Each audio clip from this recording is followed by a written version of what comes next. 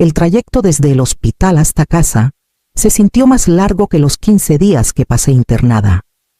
Cada bache en el camino hacía que mi cadera palpitara, pero el dolor más pesado se alojaba en mi pecho. Había imaginado tantas veces el momento de mi alta Emiliano esperándome con una chamarra colgada del brazo. Verónica, con su sonrisa cautelosa, tal vez hasta un pequeño ramo de flores para suavizar el recuerdo de esas paredes estériles. Nada de eso ocurrió. Firmé mis propios papeles de salida. Cargué mi bolsa y tomé un taxi con manos temblorosas. El chofer apenas habló. Y lo agradecí. Necesitaba el silencio. Me dio tiempo para aferrarme a la esperanza de que tal vez mi hijo estaba demasiado ocupado. O Verónica atrapada con el trabajo, o mi nieta. Las familias tropiezan. Es fácil inventar excusas cuando quieres creer. Y yo quería creer con todas mis fuerzas. Cuando el taxi dobló en la calle de Insurgentes, el aire se sintió más cortante, cargado de una manera que me inquietó. Me acerqué a la ventana, esperando el consuelo de mi hogar. Las paredes de adobe y los rosales que Aurelio y yo plantamos hace años, pero en lugar de eso, vi una fila de carros apretujados contra la banqueta, camionetas negras relucientes, una troca roja brillante, hasta un sedán con placas de otro estado. Ninguno era de mis vecinos. La música flotaba en el aire fresco de la noche. Un ritmo demasiado fuerte, demasiado despreocupado para una calle tan tranquila. Risas salían desde mi patio trasero, voces graves de hombres mezcladas con risitas agudas. Aferré el asa de mi bolsa mientras el taxi frenaba frente a la reja verde. Mi reja, que estaba abierta de par en par, como invitando al mundo a entrar en lo que alguna vez fue mi refugio. El chofer preguntó si debía meterse al driveway. Mi voz se trabó, pero logré decir que no. Quería un momento para entender antes de pisar el camino de grava. Le pasé unos billetes, salí del carro y me apoyé en la puerta para estabilizarme. Regresé después de 15 días de silencio, pero el sonido que me recibió no era bienvenido. Era el bullicio de extraños celebrando en mi terreno, y estaba a punto de descubrir por qué. Me aferré a la reja de hierro y avancé con pasos firmes hacia la puerta principal. La música se volvía más fuerte, las voces más descuidadas, como si la casa ya no guardara recuerdos ni significado. Antes de que pudiera tocar, la puerta se abrió de golpe. Verónica ocupaba el marco, con los brazos cruzados y una sonrisa fría. Precisa. No puedes entrar, dijo, con un tono endulzado por una cortesía falsa, y sin parpadear. Añadió: mis papás viven aquí ahora. Sus palabras golpearon más fuerte que cualquier puñetazo. Miré por encima de su hombro hacia la sala que Aurelio y yo construimos juntos, y no la reconocí. Mauricio, su papá, estaba junto a la chimenea con una copa de vino en alto, riendo como si él mismo hubiera comprado las paredes. Socorro, su mamá, arrastraba mi mesa de roble por el piso, reacomodándola como si le perteneciera. El rechinido de la madera contra el azulejo me heló la sangre. Afuera, junto al garaje, vi cajas de cartón apiladas de cualquier manera. En los costados, con marcador negro, estaban mis iniciales AM, cada pedazo de mi vida colchas. Álbumes de fotos, utensilios de cocina, había sido metido en esas cajas como si fuera basura. Busqué a Emiliano con la mirada, rezando para que apareciera y deshiciera esta locura. Estaba cerca de las escaleras, con los brazos cruzados, la vista clavada en el suelo. El hijo que alguna vez me trajo flores silvestres del río no podía levantar los ojos para encontrar los míos. Ese silencio dolió más que las palabras de Verónica. Respiré hondo, conteniendo el temblor en mi pecho. Podría haber gritado, suplicado que recordara quién era yo. Pero en lugar de eso, dejé que el silencio dentro de mí creciera, envolviendo mi furia. Disfruten mientras puedan, susurré, bajo pero firme. Verónica parpadeó, tal vez confundida porque no me derrumbé ante su declaración. Me di la vuelta antes de que pudiera responder, dejando mis cajas atrás. cargando solo el peso de lo que ahora sabía. Esa noche, en el motel, marqué un número que no había usado en meses, sabiendo que Clara contestaría. El motel olía ligeramente a cloro y alfombra vieja, pero el cerrojo de la puerta cerró con firmeza, y eso bastó. Dejé mi bolsa del hospital en una silla y me senté en la orilla de la cama, con los resortes quejándose bajo mi cansancio. Mis manos temblaban mientras sacaba el celular. Solo un nombre vino a mi mente: Clara. Dije cuando contestó, con la voz desgastada. Te necesito. No dudó. Dime dónde estás. En menos de una hora llegó, trayendo el mismo maletín gastado que usaba desde la Facultad de Derecho. Nos conocimos hace décadas. Dos mamás jóvenes intercambiando recetas y turnos para cuidar a los niños. Ella se hizo abogada por pura terquedad, impulsada por el recuerdo de ver a su propia madre perder un departamento por papeles falsificados. Vi el viejo fuego en sus ojos cuando le conté lo que Verónica había dicho. Extendimos mis documentos sobre el pequeño escritorio junto a la ventana. Carpetas con la letra de Aurelio, un sobre a prueba de fuego con escrituras y un cuaderno viejo con los papeles de mi fideicomiso. Los dedos de Clara se movían rápido. Revisando fechas y firmas, tu fideicomiso debería haber protegido la casa, murmuró. Pero estas transferencias, mira, en un reporte de alertas bancarias, varias cantidades grandes habían sido desviadas en las últimas semanas a un nombre que no reconocí: Calder Redef LLC. Mi estómago se apretó, como si las palabras mismas fueran un nudo. Clara se recargó, con la mandíbula tensa. Esto huele a un poder notarial. ¿Firmaste algo en el hospital? Cerré los ojos, recordando la voz suave de Verónica. Su insistencia en que firmara lo que llamó papeles de seguro. Estaba tan cansada, apenas podía sostener la pluma. Clara golpeó el papel con el dedo. Así lo hicieron. Usaron la desesperación de tu hijo y tu debilidad para robar. Presioné mi mano contra la carpeta, estabilizándome. La voz de Clara era firme, casi feroz. Si quieren jugar con firmas, les responderemos con cada recibo que hayas guardado. Y en esa habitación de motel, rodeadas de papeles y recuerdos, comenzamos a planear cómo recuperar mi casa. A la mañana siguiente, Clara me llevó a la comisaría en la avenida López Mateos. El edificio era sencillo, estuco blanqueado por el sol, pero entrar se sintió más pesado que cualquier juzgado. La sargento Marisol Vargas nos recibió en una oficina estrecha, llena de expedientes. Escuchó mientras Clara explicaba las transferencias, las firmas falsas, la posibilidad de un poder notarial deslizado bajo mi mano en una cama de hospital. Vargas no interrumpió. Solo tomaba notas con su letra firme. Cuando Clara terminó, Vargas me miró. Entiendo las ganas de enfrentarlos, pero si los confrontas ahora, puedes perder las pruebas que necesitamos. Negarán todo.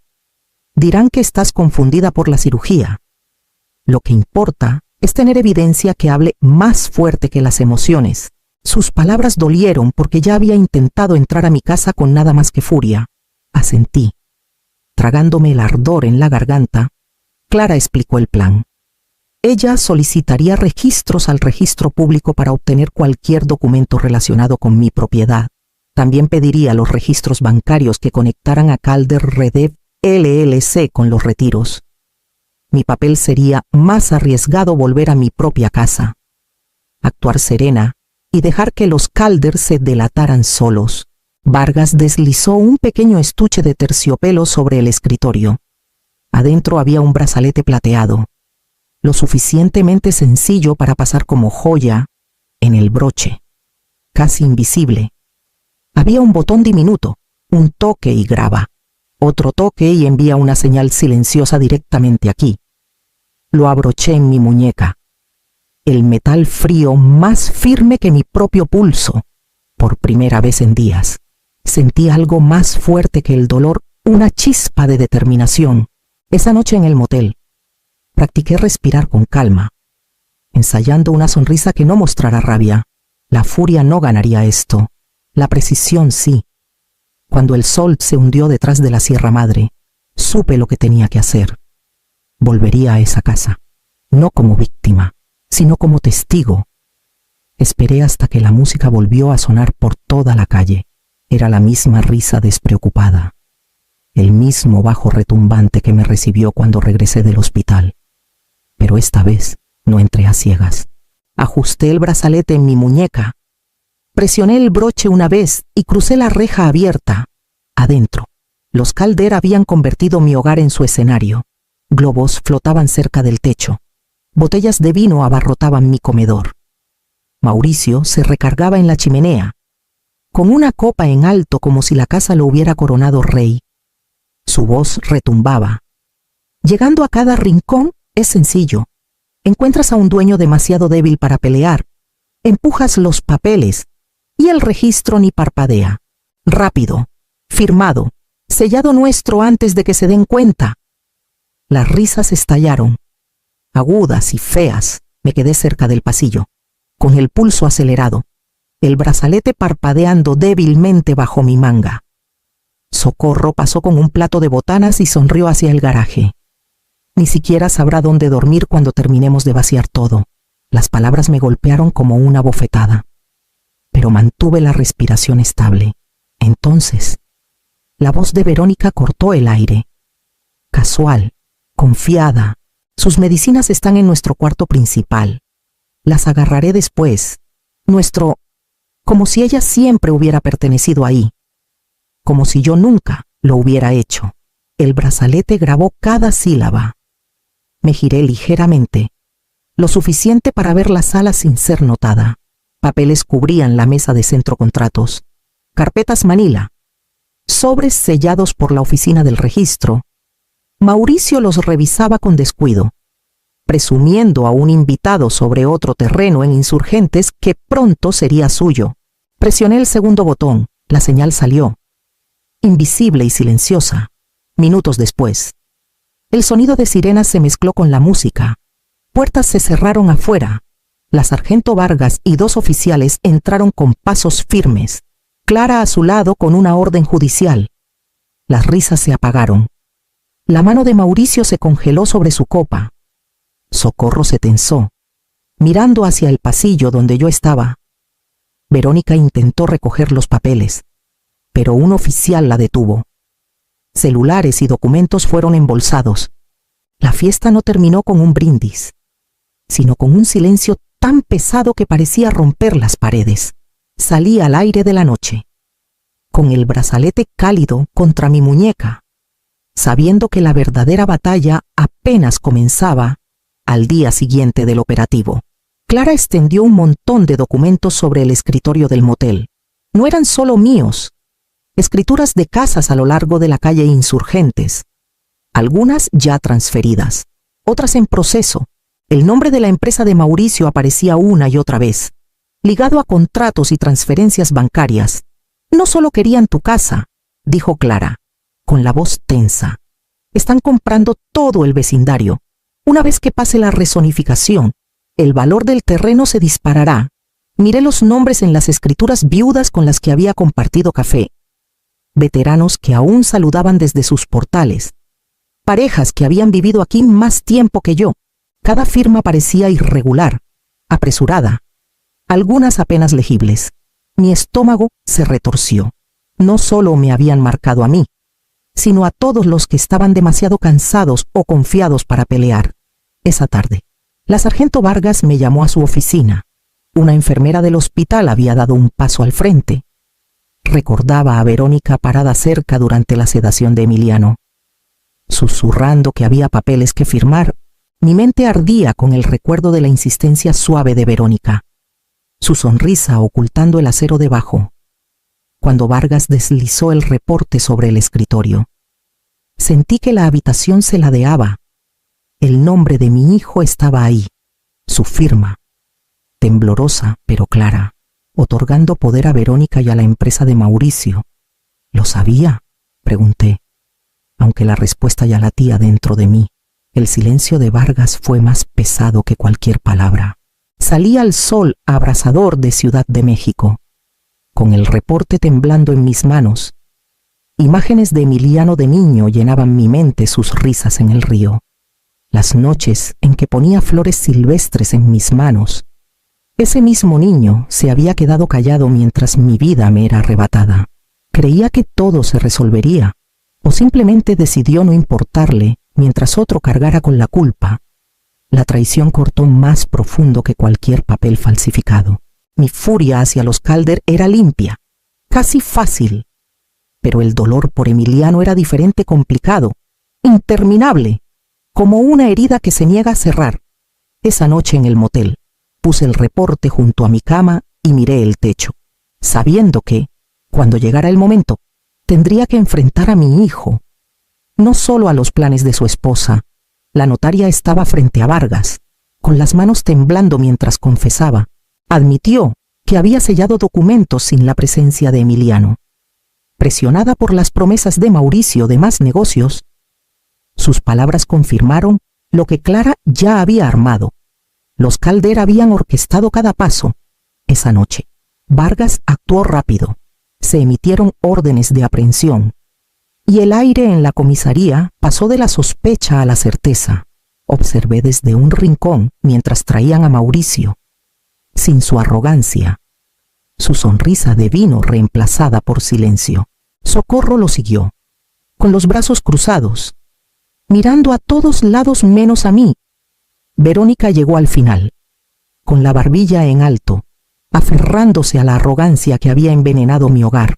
Fraude, falsificación, conspiración, cada cargo cayó como piedra en la sala. Pero mis ojos buscaban solo un rostro. Emiliano llegó por separado, no esposado, pero pálido, encorvado, como si el peso de todo lo aplastara. Vargas le dio espacio, dejándolo hablar sin presionarlo. Su voz se quebró cuando admitió lo que había hecho. Firmó el poder notarial. Desesperado por cubrir deudas de proyectos inmobiliarios fallidos, pensé que podría arreglarlo después. Susurró, con los ojos fijos en la mesa. Las palabras se hundieron en mí, más pesadas que cualquier traición de los Calder.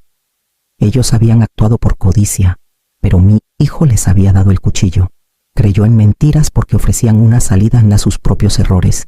Quería gritar, zarandearlo, preguntarle por qué no vino a mí, pero me quedé en silencio, con las manos apretadas a los costados. Su vergüenza ya era una prisión, y podía ver que no tenía salida más que la verdad. Mientras Vargas tomaba su declaración, supe que este ajuste de cuentas era solo el comienzo. La verdadera decisión estaba por venir entre la justicia y la sangre. Me permitieron unos minutos con Emiliano en una sala de consulta pequeña. Solo una mesa, 2 sillas y el zumbido de las luces fluorescentes. Parecía más pequeño de lo que recordaba, con las manos apretadas, los ojos hinchados por noches sin descanso. Por un momento, ninguno habló. Metí la mano en mi bolsa y deslicé un sobre amarillento sobre la mesa.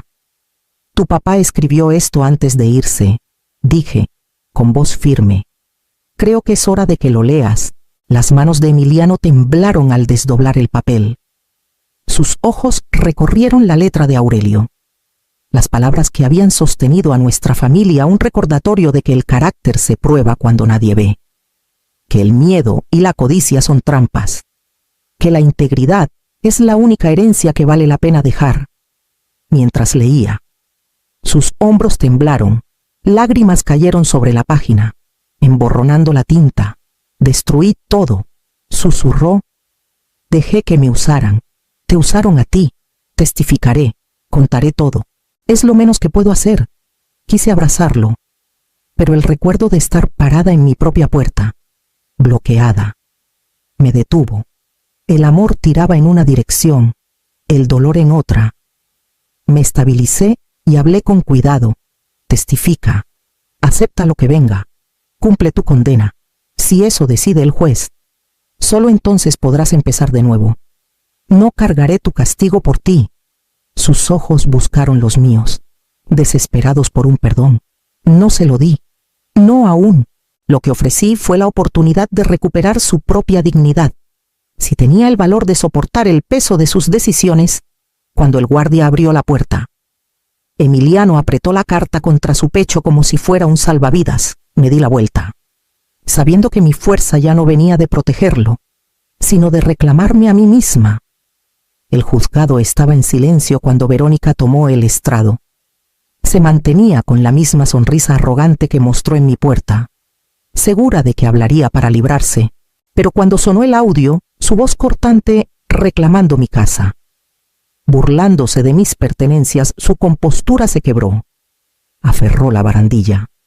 Su rostro palideció y se dobló sobre sí misma mientras las palabras resonaban en la sala. Mauricio y Socorro ni siquiera intentaron actuar. Ambos aceptaron acuerdos de culpabilidad cuando las escrituras y transferencias bancarias quedaron expuestas. Su imperio de firmas se desmoronó en bolsas de evidencia y exhibiciones judiciales. Emiliano estaba frente a mí, con los hombros tensos pero la voz firme. Admitió las deudas, las decisiones desesperadas, las firmas que nunca debió dar. Dijo al tribunal que había sido débil, manipulado, ciego al daño que causó. No era absolución, pero era la verdad. El juez le dio una sentencia reducida a servicio comunitario, asesoría financiera y supervisión. Fue clemencia, pero venía con un peso que él tendría que cargar. Cuando se dictó la sentencia, el juez confirmó el fideicomiso que Aurelio y yo creamos hace años. La casa seguía siendo mía, protegida por una previsión que alguna vez pensé innecesaria. El alivio me inundó, aunque mezclado con tristeza por lo que había pasado. Después, los vecinos se reunieron fuera del juzgado, me tomaron de las manos, agradeciéndome por sacar a la luz el fraude que casi los consume también. Su gratitud me calentó el corazón, pero aún pesaba. La justicia se había servido, pero la ausencia de mi hijo a mi lado era una herida que la ley no podía sanar. Cuando la multitud se dispersó, me dirigí a casa, lista para enfrentar las habitaciones silenciosas y decidir qué reconstruir de las cenizas. El primer día de regreso en mi casa, caminé lentamente por cada cuarto, dejando que el silencio se asentara a mi alrededor. Las paredes parecían marcadas por lo que habían presenciado, pero seguían siendo mías. Abrí las cajas que los Calder habían amontonado en el garaje y comencé a ordenar mi vida. Las fotos de Aurelio y Emiliano de niño volvieron al chimenea, las colchas a la cama, el tazón de porcelana de mi mamá al gabinete. Cada pieza que regresaba era como coser una costura rota. Afuera, me arrodillé junto a los rosales. La tierra estaba seca, las raíces enredadas por el descuido, pero podé con cuidado, presionando nuevos brotes en el suelo. Era un ritual que Aurelio y yo compartíamos, y ese simple acto me dio calma. Clara y yo nos reuníamos a menudo en su oficina.